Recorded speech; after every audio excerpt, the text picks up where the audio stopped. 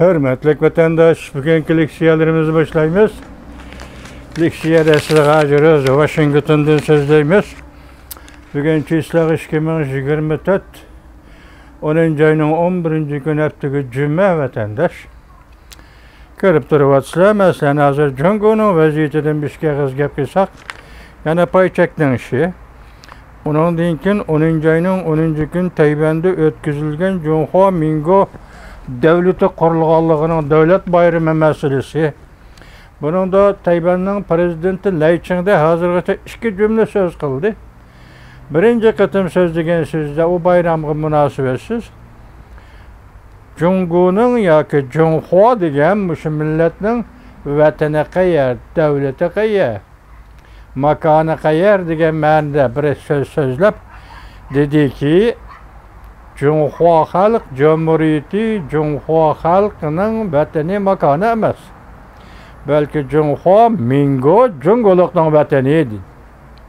Bu kıtım 10. ayının 10. günü devlet bayramı arif sözlegen sözde Jungo Kompartiyası yoki Junhua Halk Cumhuriyeti hükümeti Tayvan'ga vakillik kılalmaydı deb bir cümle sözlepti. Baş sözlemi bor, lekin ancha ciddi keskin emas.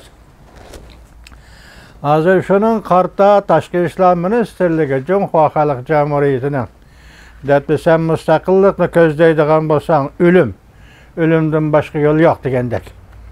Biroq hozir shu so'zda sababidan Tayvan Jungo munosabatida hozir gap talash tortish va raddiya berishlar bilan shunday bir vaziyat ketyapti. Ikkinchi nuqtada Torbetirda bugun qo'yilgan savollar va retorik so'roqlarga qarasangiz, İsrail'e yakında İran hücum kılamdı. İran'a hücum kılsa İran'ın nefret sanatı sahalarını beyran kılsa uçakta Jungo'nun teminleş liniyesi üzülüdü. Yani Jungo'ya kilovatkan ham nefret İran'dan Saudi Arabistan'dan kilidi. Bunun da İran'ın yolu üzülse Jungo'nun yakılgı enerjiye meselesi kanda kılıdı degen bu bir mesele vatandaş. Bunu bir vaziyet değil. Bunundaki çoğun bir eş hazır Ukrayna prezidenti Zelenskiy yakında Amerika prezident Joe Biden bilen görüşken idi. Şu vakti yeni teklif, yeni fikir dep yoki urush to'xtatish to'g'risi so'zlagan so'zlarda undaq bir gap o'tirg'i chiqibdi. Masalan, hozir Rossiya Federatsiyasi besib olgan ziminlarni Rossiyaga ma'qul deb o'tkazib berish asosida Ukrayna'nın NATO'ga a'zo bo'lib kirishni qo'lga keltirish. Shuning bilan Rossiya Ukrayna o'tirishidagi urushni to'xtatish. 2005-yili cho'qinmish urushni to'xtatish degandek. Biroq bugunlardan hozir Ukrayna prezidenti Zelenskiy va Londonga borib, Londondan qaytib Fransiyaga kelib, Macron bilan ko'rishganda biz yoki bizning ittifoqdoshlarimiz hargiz urush to'xtatish degan mavzuda fikr qilmaydi degan bir so'zni aytibdi. Endi bu avvalgi so'zlagan so'z bilan keyingi so'zlagan so'z o'rtasida nimishqa bundaq farq bor deb savol qo'yganim bo'lmaydi vatandosh. Nimishqa desangiz, bu siyosat vaziyatlar, realliklar, real dunyoning o'zgarishi bilan real munosabatlarning o'zgarishi bilan munosabatlik o bir shaxsning, bir odamning irodasiga bog'liq emas. Shunlashqa o so'z, bu so'zlarda o'zgarish bo'ladi.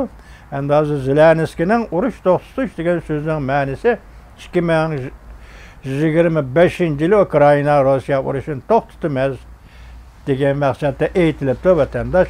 Ondan Jungo'ning ikkinchi ahvoli, yana pulning ahvoli, paychakning ahvoli, gumron bo'lganligi endilikda kelib kelgan bir jumla bugungi torbatlarda hozir yerlik moliya, yerlik hukumatlarning moliyasi tamom tugadi, xarob deydi. Pul oladigan yo'l yo'q dedi. Oshkor xuddi qaroqchilardek ko'chaga chiqib bulang-talang qilishga boshladi. Jumla mushundaqlar vatandosh. Hozir hukumat ko'chalarga chiqib pul bulang-talang qilishga boshladi deydi. Endi bu ish avzaylab mana shu nuqtaga yetib keldi. Bundan keyin bugun Jungo'ga nazar torbetida bir maqolaning beshiga qo'ygan mavzusi Reis Xi Jinpingning gumron bo'lish vaqti naytiz arda debdi. Sababi iqtisodning ahvoli mana shundaq deb tushuntiribdi vatandosh. Endi sizlarga bugun so'zlaydigan asosli temamiz nima desangiz, Nobel tinchlik mukofoti vatandoshim. Nobel tinchlik mukofoti vatandoshim. Hozirgacha Uyg'urlardan bir qancha kishi bunaqa nomzod bo'ldi vatandosh. Böyle arada hesapta Uyg'urlarmış davani açtı, davana başladı diyeceğin 28 yıl oldu vatandaş. Hesapta hazır küllerde Nobel tinchlik mukofoti Uyg'urlar birleşi kerak edi. Uyg'urlarni jahon toni deyiyor ki Uyg'ur meselesinde taze cüretlik hareket kılalmadı degan gap vatandaş. Mesela hemmini dep bulduk, hemmini çıkıp oldu, hemmini düşünüp oldu dünya. Bu şundaq ahval aslında hazırgacha Uyg'urlarga bu mukofot berilmedi. Nobel tinchlik mukofotining roli nima desangiz, bu boshqa gap ekan, asosan tushundik, balki sizmi tushundingiz vatandosh. Buningdagi masala mukofotning nima ekanligi, mukofotning xarakterining nima ekanligi, tinchlik mukofoti degan shu sizga bizga belgilik. Eng muhimi bu dunyoda, mushu yo'q dunyoda so'z qilish huquqi, gap qilish huquqi. Bu intayin aşkışlık işke vatandaş. Normal işkende. Eğer siz bu mukofotga erişsiniz, hazır taraftan muhbir sizin etrafınızda ayınlap yürüydü vatandaş. Gepini kıldaydı vatandaş. Şu vaqtida gap qilgan fursatga erişidigan ish Nobel mukofoti ekan. Bu yil yani her qaysi taraflardan Uyg'urlar kutgan edi, bu yil Uyg'urlarga berishi mumkin deb. O'tgan yilimi shundaq edi, 2022 yilimi shundaq edi. Demek bu qatam Uyg'urlarga berilmedi bu mukofot vatandaş. Uyg'urlar 7-8 yıl oldu ceza lagerida. O ceza lagerini Xitoyning turmusini ko'rib bakmagan, tasavvur qilib bakmagan odamlar nima turma, nima ceza lageri ekanligini farq etmaydi vatandaşım. Herkes onun azabını, onun nima ekanligini bilmaydi o vatandaş. Tashqi dünya herkes bilmaydi. Şunlaşqa hazır nima için berilmedi bu xalqaro siyosatga munosabatmi bilgili olmaydi. Yaqinda New Yorkda 5 atom davlati. Yani qaysi ekana bunun qana Fransiya bormi yo'qmi, Angliya bormi yo'qmi? 5 bo'lsa, avval sanab baqsak Hindiston, Xitoy 2, atom davlati Rossiya, Amerika Qo'shma Shtatlari 4. Yani qaysi 5-incisi? 5 atom davlati New York shahrida yig'in ochdi ekan. Atom yadro qurolları to'g'risida yig'in ochdi ekan. Ondan keyin andan bu yil bu tinchlik mukofoti Yaponiyaning buningda 80 yil burun. Shunaq bu ya. 45-yili bo'lsa, shunaq qoldi 80 yil burun. Nagasaki, Hiroshima orollarga tashlangan atom bombasining xotir kuni. Xotir kuni emas, shuni xotirlashni shu vaqtda hayot qolganlar, ashiringda hayot qolganlar qurgan bir tashkilot bor ekan. Bu tashkilotning ismi nima ekan desangiz, Bitwan deydi ekan uni. Bitwan, Yaponiya Bitwan jamiyati deydi ekan. Mukofot shularga berildi 80 yildan keyin. Dünya urushi ekan Yaponiyaning bu Bitwan jamiyati degani qaltis ta'sirlanib ko'zlariga yosh elib turib bu mukofotning xabarini anglabdi, vatandaş shunda xabarlar keldi. Ondan bu to'g'rida Nobel tinchlik mukofoti jamiyatining chiqargan qarori bor ekan, shu qaror bo'yicha bu mukofotni Yaponiyaga taqdim qilgan bo'ldi. Bu mu yaxshi masalan atom yadro qurollarining oldini olish, hozirgi vaqt yetib kelayotgan bu tahdid masalan Rossiyaning sobiq prezidenti Medvedev va Rossiyaning navbatchi prezidenti Vladimir Putin bir qancha qatim tahdid soldi. Bunaqa qilsang atom qurollarini undaq qilaman, yadro qurollarini bundaq qilaman deb. Endi bu ishim degili bo'lmaydi, shuna qiladi, degilim bo'lmaydi, qilmaydimi degili bo'lmaydi vatandash. Eng asosligi bu yadro atom davlatlarini hozirgacha 80 yildan beri bu yerda bo'lib turgan qisqa cho'ng va kichik degandek urushlarda hech qanday bir davlat ishlatmadi. Ham ishlatim, ham bu demidi. Ham faqat Ukrainaga ishlataman deb Rossiya prezidenti Vladimir Putin shunday dedi. Şu sebepten hozir New York shahrida echildi ekan, bu shunday bir vaziyat aslida Nobel tinchlik mukofotini shularga berdi desa bu to'g'ri ish. Atom yadro qurollarining oldini olish, atom yadro qurollarini ishlatishni sagak turish, buni cheklash kuchini kuchaytirish, cheklash uchun tirishchanlik ko'rsatish bu dunyo tinchligining en mühim varyantlardan biri vatandaşa. Şunda ahval asla mükafatçılığı verildi. Yaponiyaga berildi. Buna ait yaxşı oldu vatandaşa.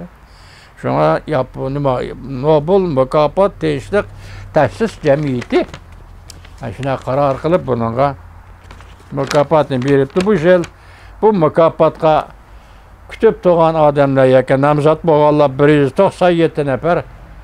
Anda odatda kishilik huquq tashkilotlari bu tashkilot deganlar 80 tashkilot, 89 tashkilot va organ cemiye qo'shganda bu yil Nobel mükafotining nomzodi 286 nafar nomzod. Vah, vah, vah. Ahirda bu mükafotga Yaponiya bit ve cemiyeti erişti. Bu Yapon tilini nima deydiganisiniz? Nihon Ankyo. Nihon Ankyo deydigan Yaponiya bunu yaptı. Bugün kişiler söyleydiğin sözümüz şu oldu degende bırak hazır. Çünkü o hükümetinin. Mesela hazır Xi Jinping degende chet elde. Bu torbette o bula emisi inkar kılıp hukuk bütün tatip elindi. Deydiğin gepler köpeydi. Bu ümit sadası deydi hazır. Xi Jinping hazır. Harbi hukuktan. Harbi iştah hukukudan tamam mahrum oldu deydi. Tamam mahrum oldu deydi o. Yani bir haberde neyim deydisiniz hazır. Edep bastırıvatı deydi vatandaş. Çünkü degen mütak bastırışına yolu koydu Xi Jinping dep. Edep bastırıvatı deydi. Harbi hukuktan sakçının hukukundan halas oldu yani bastırış. Qaysi küçük tayinip bastırdı bu. Haberler ziddiyetle kelivatı da vatandaşım. Endi bunun qanday kelişinden qat'i nazar navbatdagi ish mana shu darajada bo'lyapti da Amerikada saylam yaqinlashdi. Saylam matogini o'tirg'i chiqdi. Hozir bir kuni Kamala Harris xonim, bir kuni Donald Trump efendi Elrai hisobida u besib bu besib kelyapti.